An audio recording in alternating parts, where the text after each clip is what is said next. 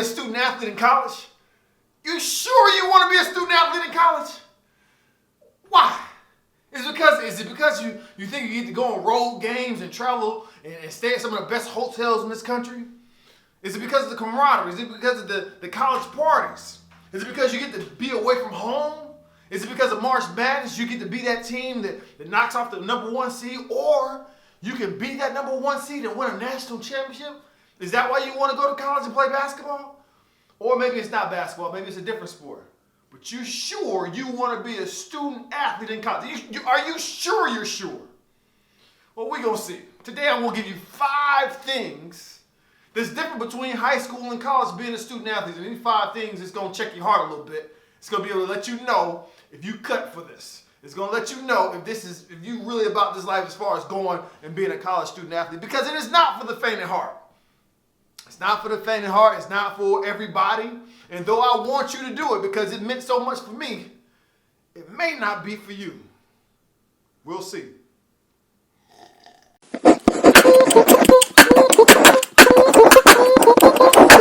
Hoop Laude. Yes, indeed. Big Brother Bel here to give you all that you want and what you need. And listen, I'll put out information every Monday, Wednesday, and Friday helping student athletes, both in high school and in college, be the very best they can be, both in their sport and out. So when I say out, I mean academically, I mean socially, I mean the whole process of being a student athlete. I give out a lot of information that I wish I would have had. I'm giving it to you for the free. If you did not know that, make sure you subscribe to the channel right now. Stop this video, subscribe, and hit that bell for the notification so you don't miss any videos and you get it as soon as I put it out. And the first thing I would say that's different between high school and college is in high school, you have a lot more supporters. Like, even if people don't support you, even if people don't even care about sports, a lot of times they just put on that face and like, oh yeah, we support you. We're going to put on the team colors and we're going to be happy for you. Because you're in high school, right? You're still young and impressionable and they want to be positive. In college, that is not the case. In college, you're going to get the unfiltered, unapologetic real of how people actually see student athletes. Now, don't get me wrong. Some people love student athletes. I've had professors that went to games. They got dressed up. They had words of encouragement for me for every game, after the game, before the game. There are people out there in college that love student athletes. Yet there's some people that hate student athletes. So much so that they already have their mind made up before they even meet you that they hate student athletes. They look at athletes as being entitled. They look at athletes as being lazy. They look at athletes as being just there for their sport. And you may fit in some of those categories. That doesn't mean that you should be treated badly either, or should be prejudged either. But I guess they didn't get the memo because that's how it is in some schools and some professors and colleges. You just got to be aware of that. And this is not me trying to scare you, because guess what? That's life. Outside of college, there are going to be some people that don't like you before they even meet you. They already got their mind made up that you ain't it, and they don't care how positive you're going to be. They don't like you. So if anything, it gives you a practice field in college to kind of be able to navigate those waters, because you're going to have to work with some people that may not like you and still work towards a common goal.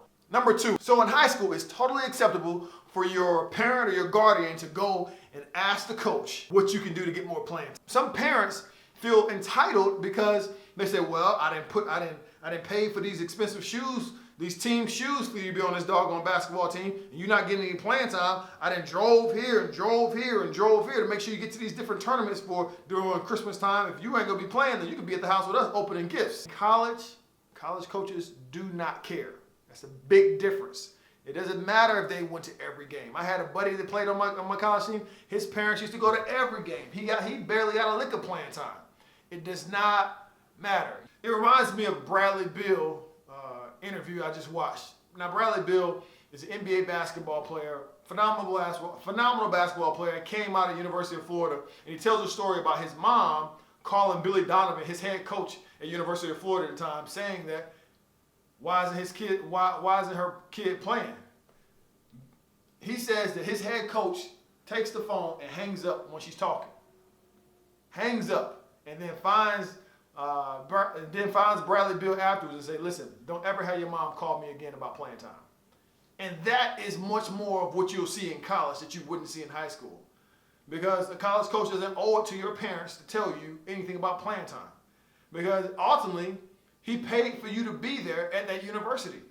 And When I say paid for you to be there, I mean not necessarily just monetarily through scholarship, because everybody's not on a scholarship. But your coach is still paying for you to be there, even if you're not on scholarship, because he's allowed you to have an opportunity to be on the team.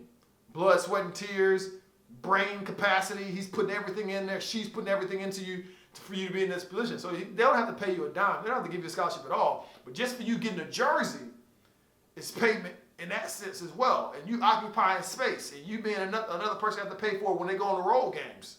So with that said, they're not going to break it down to your parents or your care provider or your guardian of why you're not playing. That's a huge difference. So in college, it's more up to you to have that conversation. It's up to you to go and have a conversation with your coach one-on-one to ask, what can I do to better serve this team?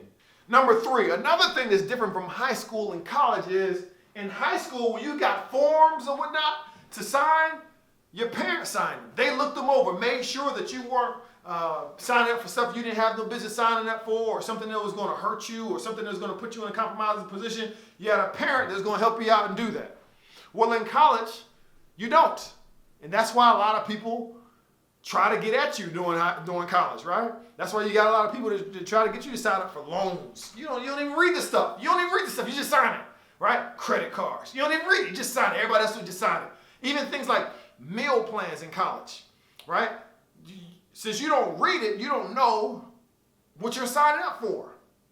So that's one thing that's another thing that's super different than that being in high school. In high school, you have somebody to hold your hand.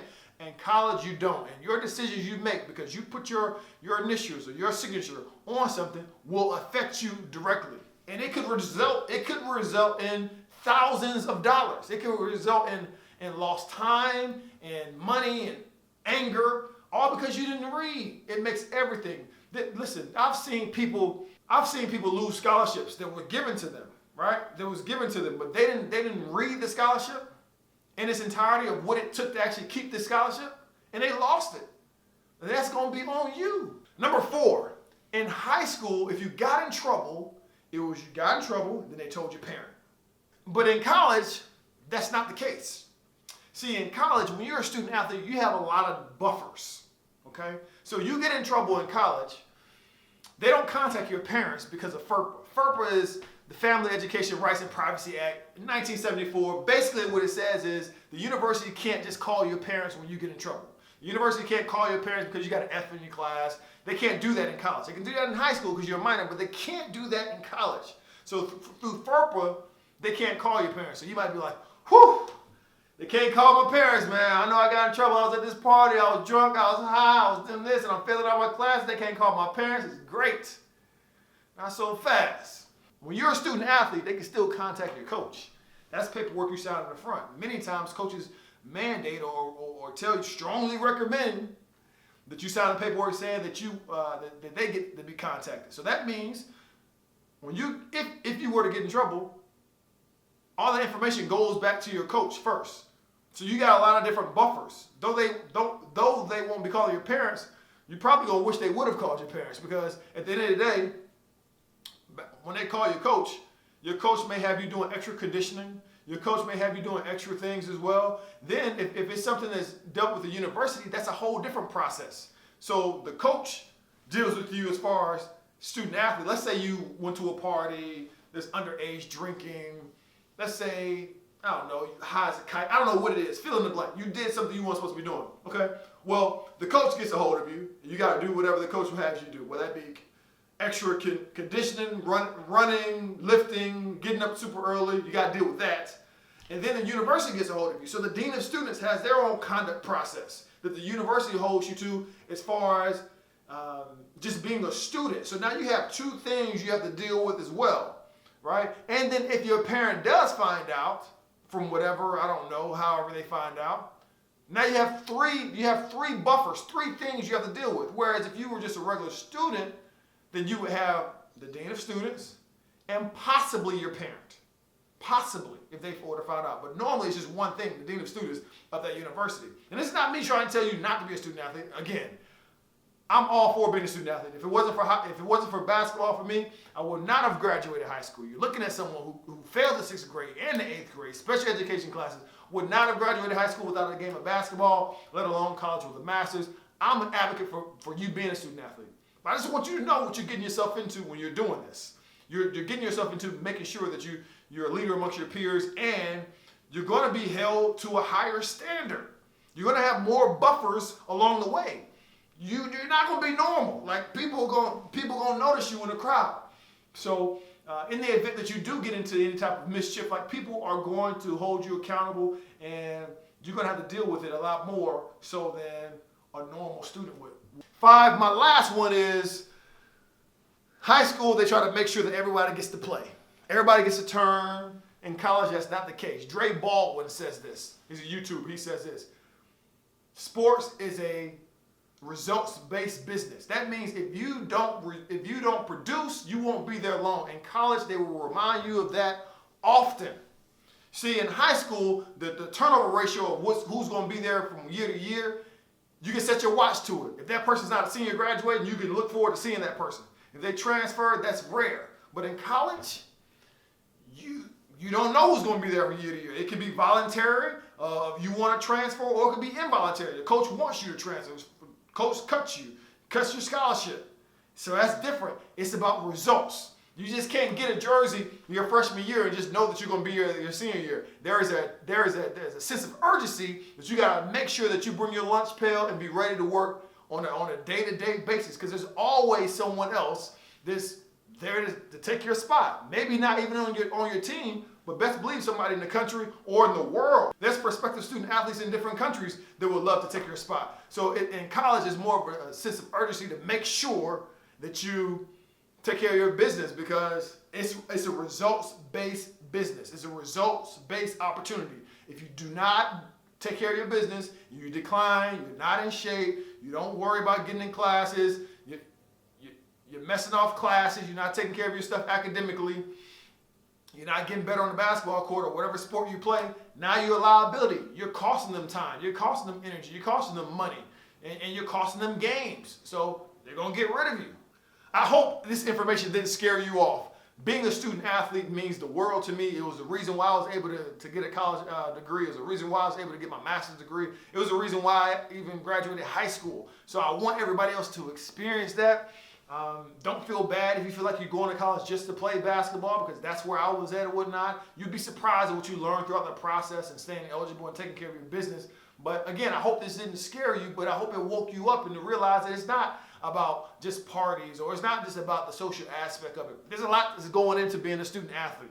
There's a lot that's required of you. The stakes are so much higher for you. People expect a lot of you. I just don't want you to walk in this thing blindly. So as always, whether it's on the court or off, in the classroom or out, graduate at the top of your class. Hoop Laude.